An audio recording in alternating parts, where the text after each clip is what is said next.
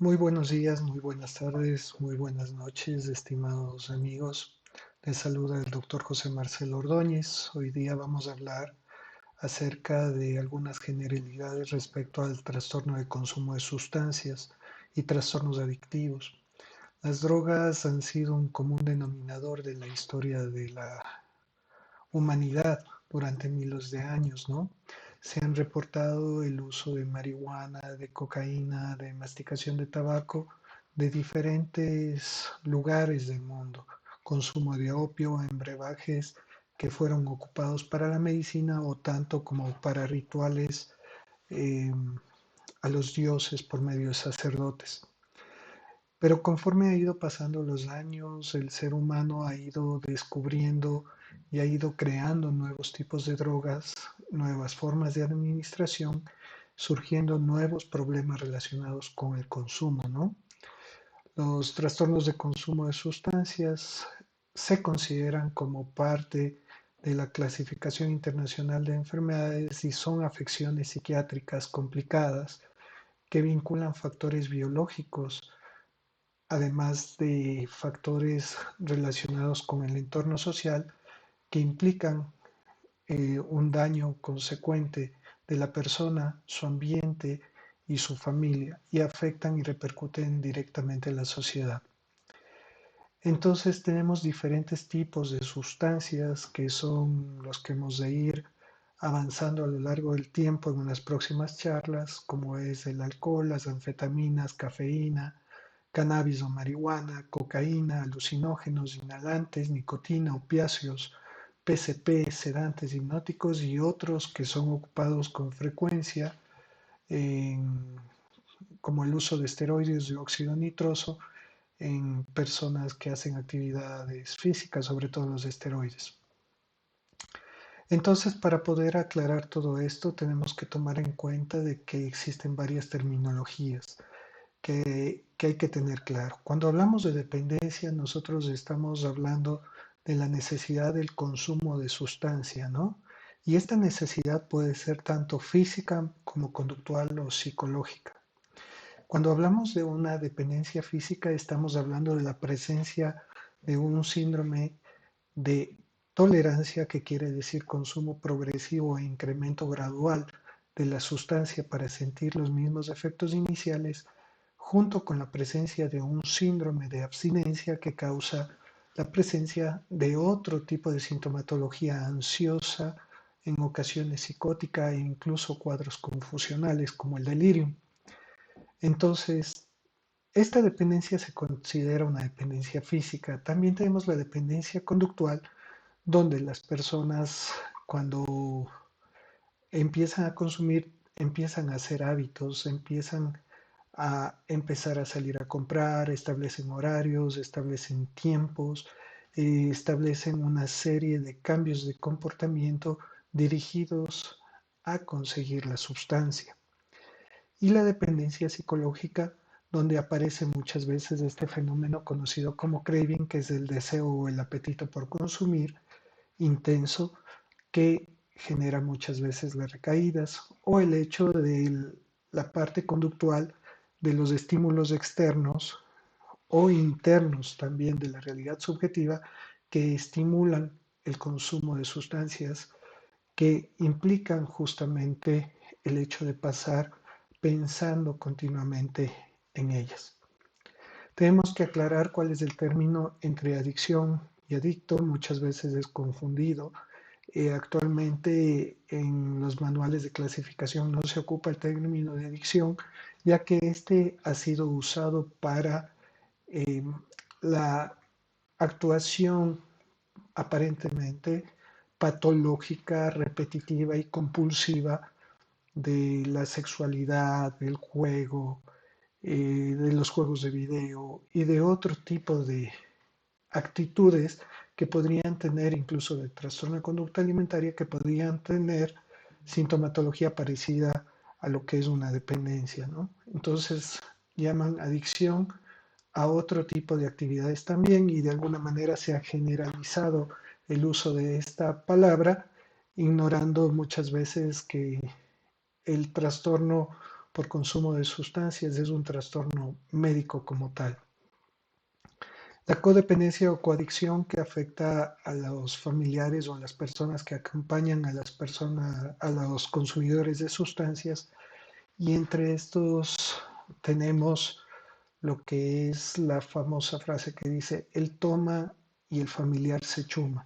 Es decir, empieza a presentar el síndrome ansioso, la inquietud, sentimientos de culpa, desesperación, sin necesidad de consumir, ¿no? Entonces, esto genera una alteración en el comportamiento de las personas que se encuentran alrededor a través de una serie de mecanismos manipulatorios que ocupa inconscientemente muchas de las veces el paciente adicto con la finalidad de proyectar muchos de sus pensamientos sobre la familia, además de justificar y racionalizar su consumo. La facilitación va de la mano con la codependencia porque estamos hablando de que la familia muchas veces facilita el consumo, estamos hablando de darle dinero, estamos hablando de darle un lugar donde vivir, estamos dando también la facilidad de consumo, ya que la familia muchas veces no acepta que su familiar es un adicto y que ellos son coadictos y que se requiere un tratamiento, lo que facilita de alguna manera que el consumo se mantenga. La negación, la no aceptación también va de mano aquí y que muchas veces hace que el cuadro clínico se cronifique a largo plazo y por lo tanto termine afectando la calidad de vida de la persona como de la familia en general sin buscar un tratamiento adecuado y oportuno. Tenemos lo que es el abuso, estamos hablando que es un consumo continuo, la persona empieza a tener ya conflictos con el consumo y conflictos familiares y sociales y económicos importantes, aunque no llega al grado de una dependencia. El mal uso, estamos hablando de personas que ocupan, por ejemplo, el consumo de alcohol los fines de semana y empiezan a salir en los vehículos en estado etílico y empiezan a tener también reacciones complejas y actitudes complejas debido al consumo de alcohol u otras drogas. La intoxicación, como habíamos venido conversando antes del síndrome de abstinencia o antes de todo, tenemos que la persona consume una sustancia en gran cantidad, lo que genera alteraciones a nivel de sus funciones mentales como la conciencia, la orientación, la memoria y la atención, a tal punto de que este tipo de conductas son efecto directo de la acción de la sustancia. Y una vez que deja de consumir y si ha estado intoxicado por un largo periodo de tiempo, la abstinencia son los efectos por la supresión brusca de esta sustancia. La tolerancia es el consumo progresivo e incrementado de la sustancia. ¿A qué me refiero con esto? De que la sustancia llega a un momento en que ya no hace el mismo efecto inicial y la persona para poder empezar a sentir el mismo efecto que tenía antes empieza a consumir cada vez más cantidad y de manera indiscriminada, generando tolerancia, es decir, que necesita mayor cantidad de sustancia para tener el efecto inicial. Tenemos la tolerancia cruzada que sucede con algunos de los medicamentos en que ocupamos justamente con la finalidad de tratar el síndrome de abstinencia. Tenemos, ejemplo, el uso de las benzodiazepinas y los barbitúricos generan una dependencia cruzada, es decir, que si consume el uno genera problemas adictivos también con el otro, o el hecho mismo de para que actúan a nivel de los mismos receptores con acciones similares como por ejemplo el alcohol y las benzodiazepinas. El proceso de neuroadaptación es como las células nerviosas van adaptándose al consumo de sustancias a través de un proceso de sensibilización y que de alguna manera empiezan a generar una adaptación al estilo de vida, a la necesidad de mantenerse bajo ciertos efectos también del ambiente ante ciertos efectos de la sustancia para realizar incluso algunos tipos de actividades. Eh, es un problema bastante frecuente, tenemos con mucha preocupación de que, por ejemplo, las estadísticas hablan de que individuos mayores de 12 años, más o menos el 10% de la población, tendrían un trastorno de consumo de sustancias. Estamos hablando de los Estados Unidos y de este grupo la mayoría son dependientes y abusadores de alcohol, seguidos por dependientes a la heroína y posteriormente la marihuana, la cocaína y dependientes y abusadores de analgésicos, en especial de opioides. Tomemos en cuenta que a nivel del país los niños se inician por lo general con el consumo de alcohol, siendo este la catapulta para conseguir consumo de marihuana y posteriormente otras sustancias que agravan la, el proceso propio de incrementar el riesgo a consumir sustancias. La edad del primer consumo se indica que por lo general bordea los 14 años o antes y que estas personas que inician antes tienen mayor probabilidad de convertirse en adictos en el futuro, ¿no?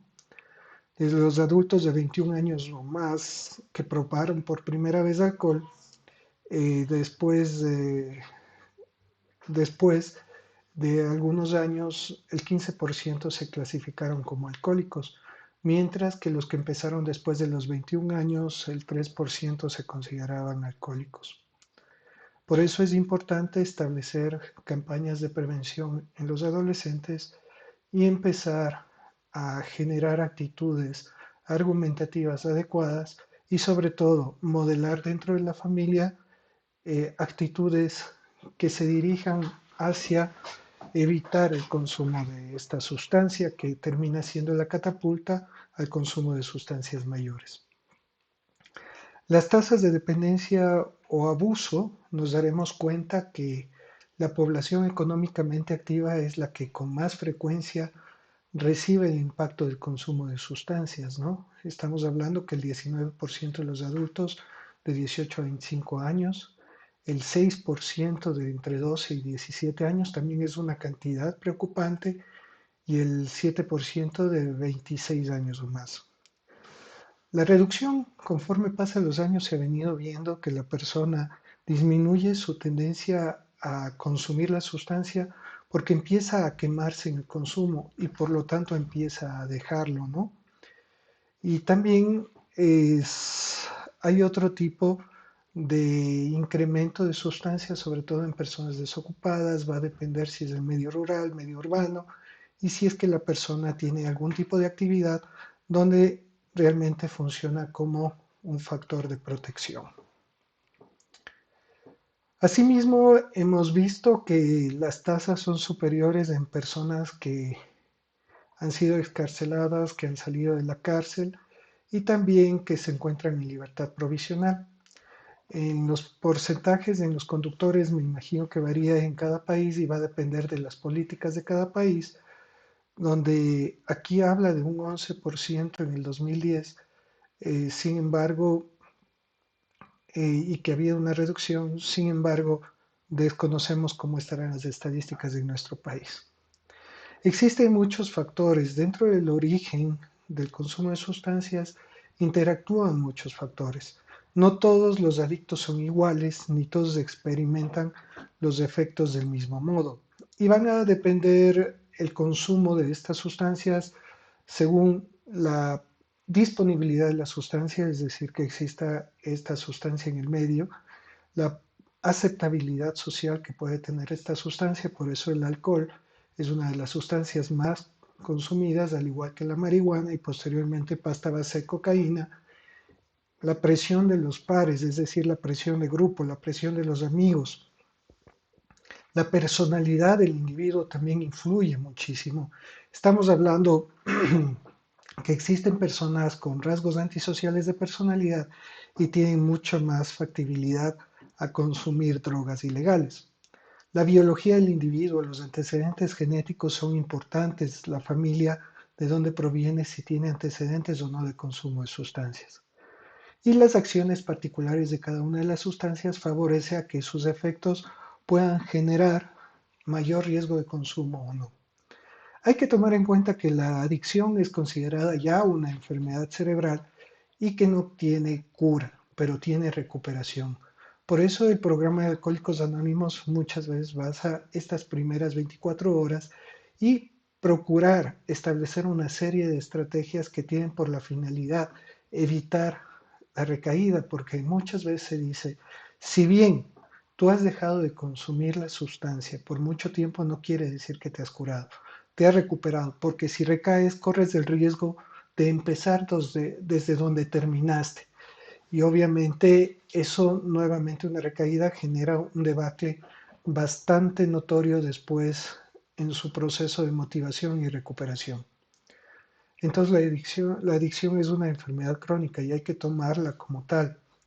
No dejas el consumo de alcohol con la intención de dejar y después consumir como una persona social común y corriente.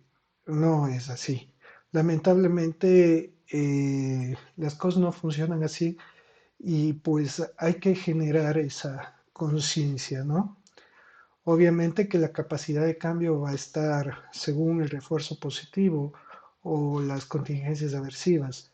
Si una sustancia tú consumes y tiene un refuerzo positivo, es decir, tiene un efecto beneficioso que tú esperabas, es probable que vuelvas a consumirlo.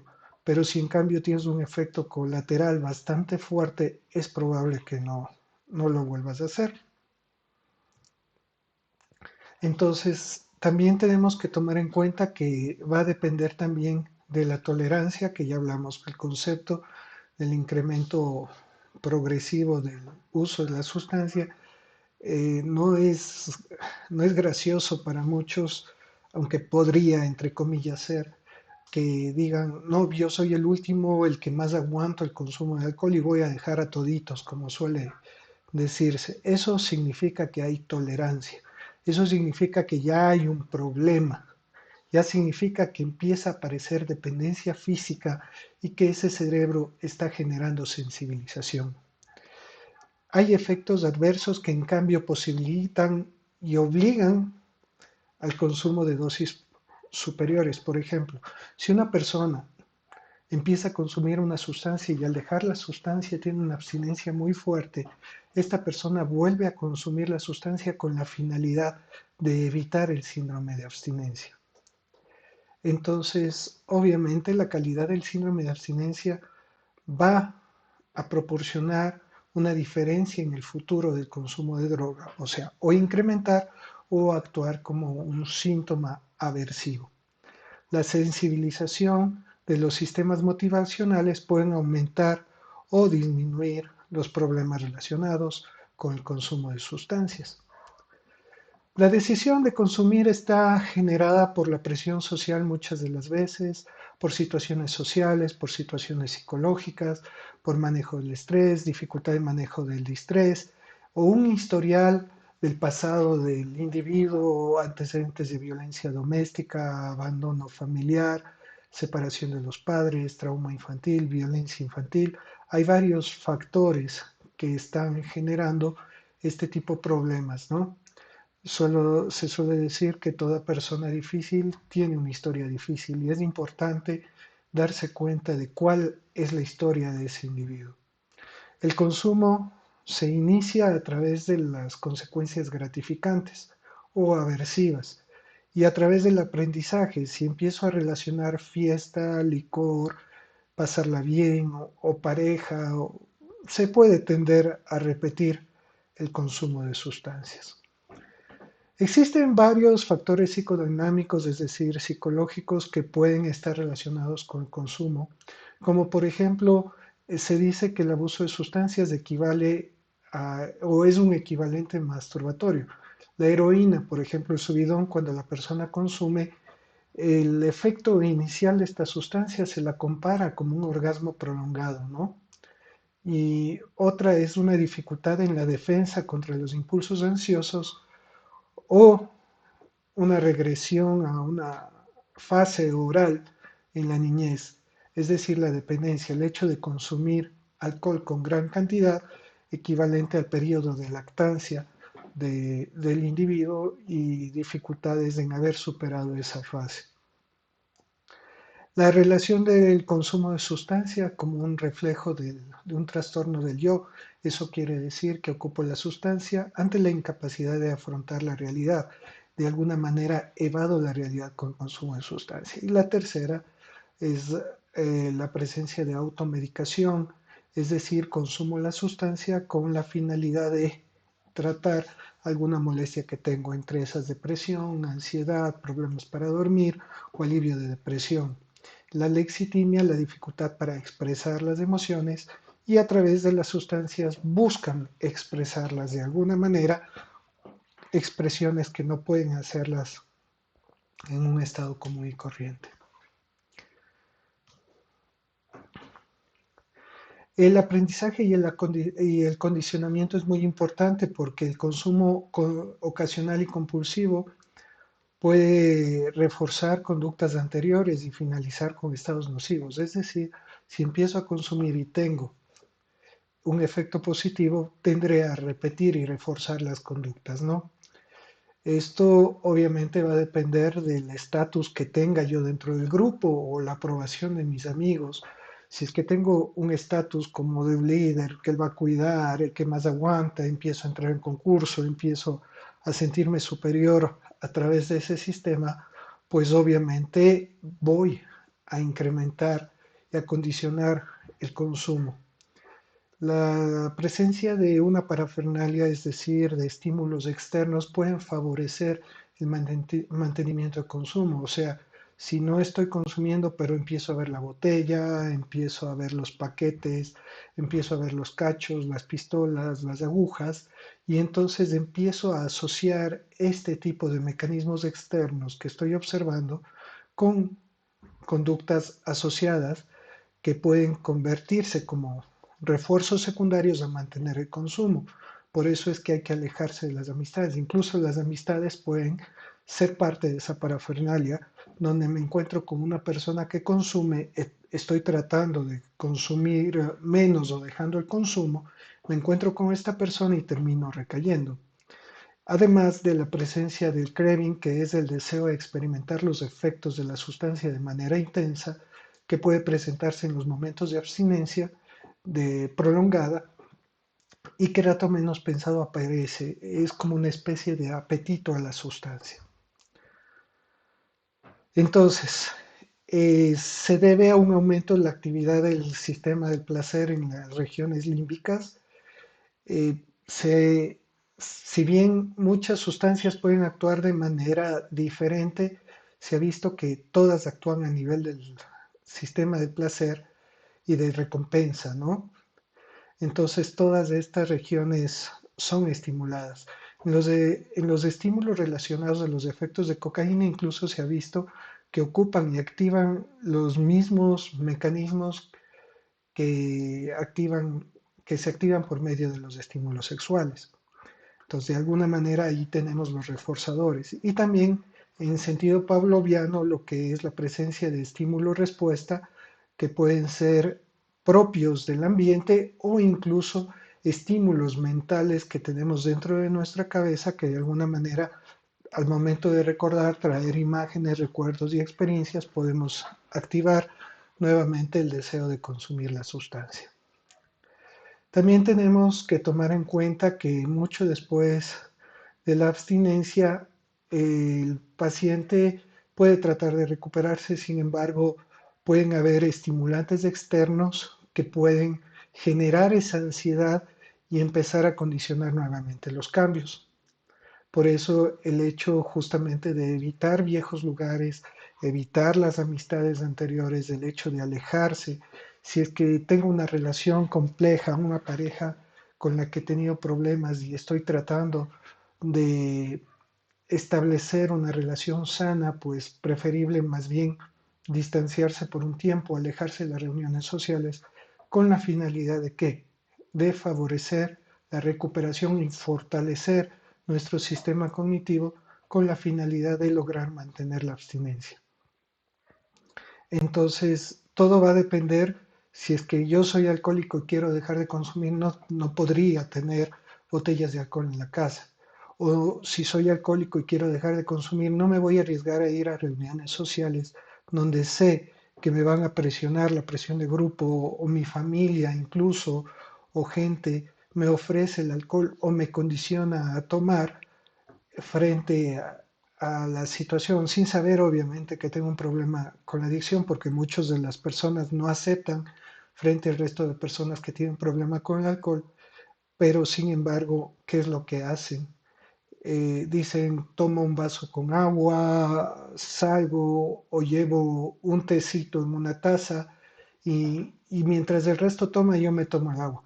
Pero realmente en el fondo el riesgo a la recaída es cada vez mayor y obviamente va a depender de la disponibilidad y también de la autoconfianza, como se indica. Los factores genéticos son importantes. Estudios han indicado, han hecho estudios sobre gemelos, adoptados y hermanos. E indican que el consumo de alcohol tiene un componente genético importante, por eso los factores biológicos son muy importantes en esto. También los factores psicológicos y sociales. Entonces, asociados especialmente a lo que es la dopamina. Entre los factores neuroquímicos tenemos que está relacionado con la dopamina, con el ácido gamma aminobutírico y con el sistema de recompensa cerebral. La comorbilidad es muy importante porque aquí estamos frente a la patología dual. Eso quiere decir la presencia en conjunto de una patología psiquiátrica junto con un problema relacionado con el consumo de alcohol y sustancias. Entonces, nos damos cuenta de que aproximadamente hasta el 50% de pacientes sufren un trastorno psiquiátrico comórbido, es decir, adjunto al consumo de sustancias. Y entre el 35 y el 60% de estas personas tienen un trastorno antisocial de la personalidad, situación que complica el mantener la abstinencia y la recuperación.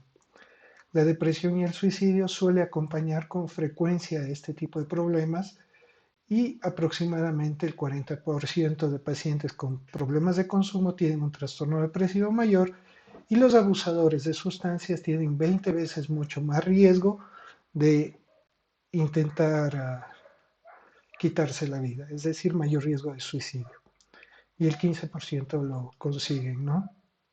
Entonces, dentro de la clasificación tenemos el trastorno por consumo de sustancias, el trastorno por intoxicación de sustancias, el trastorno por abstinencia de sustancias y el trastorno mental inducido por sustancias o medicamentos. Es decir, que la sustancia como tal puede provocar un problema depresivo, un problema psicótico o un problema bipolar o una demencia incluso.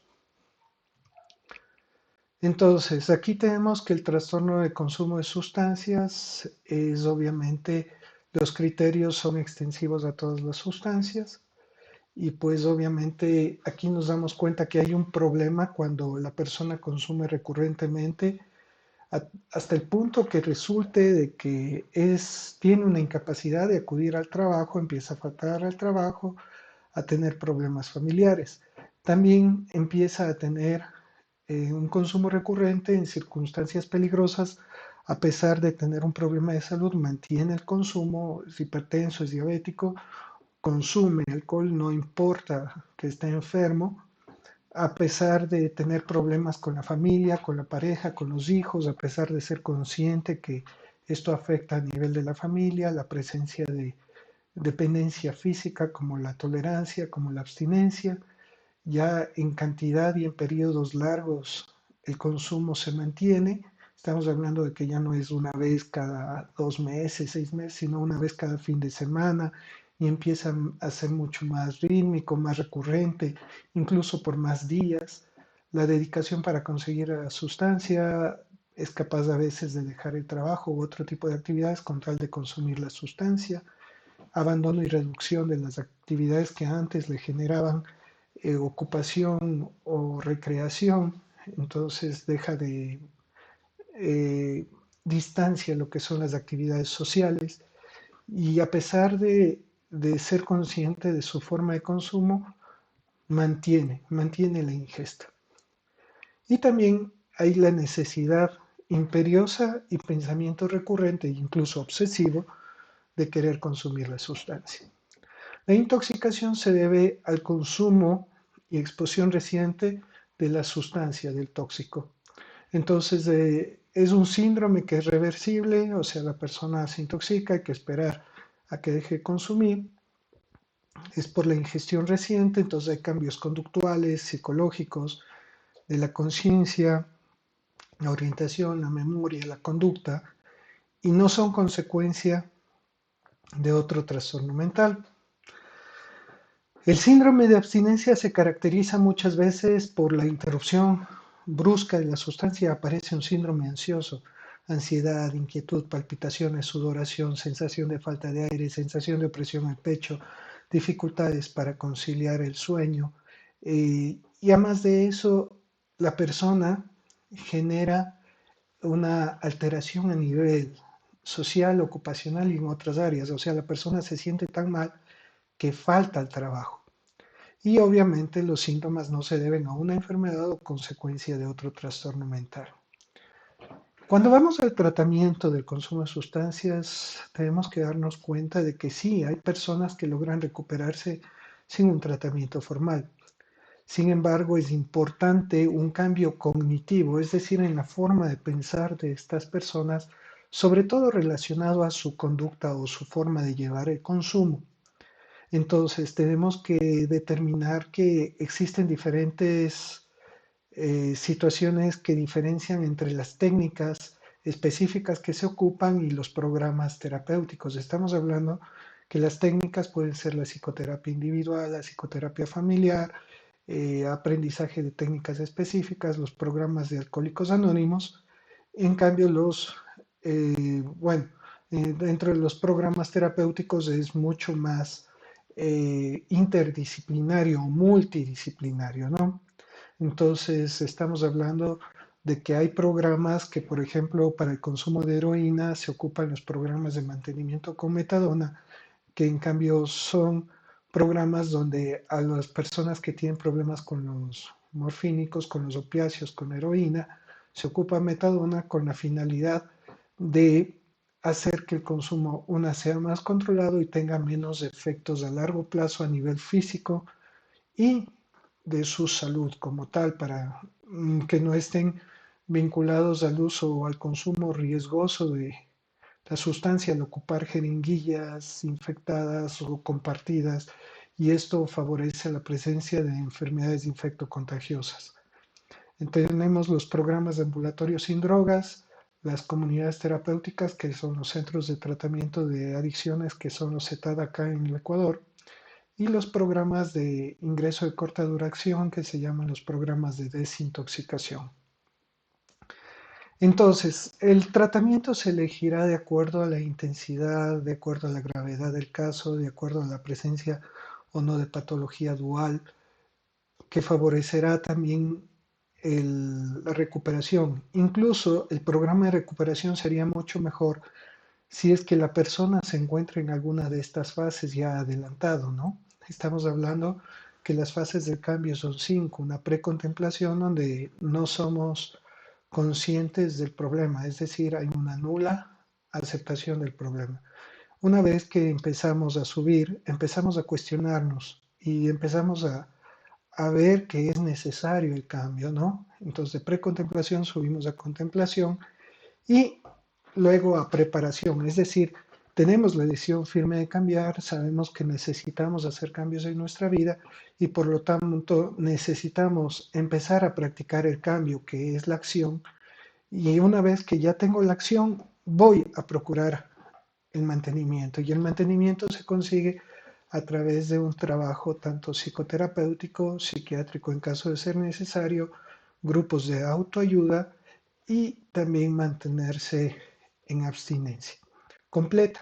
Obviamente, a pesar de haber sufrido las fases de cambio, siempre existe el riesgo de recaídas. No existe un fármaco que cure o que mantenga o permita mantener la recuperación en un paciente. Hay fármacos coadyuvantes que pueden ayudar a mantener la abstinencia. Entre esos tenemos el disulfiram, que es para evitar el consumo de alcohol, es decir, con pequeñas cantidades de alcohol el cuerpo genera una serie de reacciones químicas muy similares a un síndrome de abstinencia, una crisis de pánico o a un cuadro de angustia bastante severo que genera mucho malestar y aversión a la sustancia. Tenemos el bupropión, que es un antidepresivo que actúa disminuyendo el deseo sobre el tabaco. La buprenorfina también tenemos que en ocasiones aquí tenemos en parches que puede servir para ir prolongando y disminuyendo y retirando la sustancia en los pacientes con problemas relacionados a morfínicos, ¿no?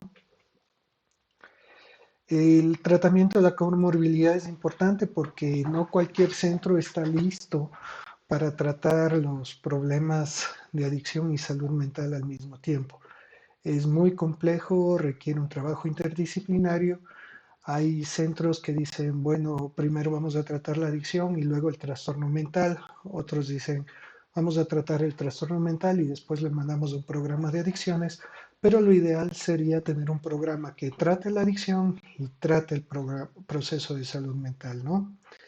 Entonces, es importante sobre todo en pacientes mentales graves. Lamentablemente, el uso de los recursos de desintoxicación en medios hospitalarios ha disminuido, incluso han desaparecido las unidades de psiquiatría o adicciones de algunos centros hospitalarios en el país. Entonces, ¿por qué? Porque el tratamiento es complejo, requiere personal de especialidad y además, a pesar de que el tratamiento es socialmente rentable, porque si nos damos cuenta que el hecho de disminuir el consumo de sustancias o riesgo de recaídas favorece a la economía, favorece a la rehabilitación del individuo y reintegración normal en la sociedad, sin embargo sigue siendo considerado como una situación de defecto moral y no un trastorno médico, ¿no? Que tiene implicaciones biológicas importantes, ¿no? Sobre todo el tratamiento sería útil en las personas privadas de la libertad o la excarcelación de consumidores de drogas y vincularlos a la sociedad para evitar nuevas detenciones. Para mí ha sido un gusto compartir hoy día con ustedes esta charla. Con mucha estima me despido. Un abrazo fuerte y hasta una próxima. Adiós.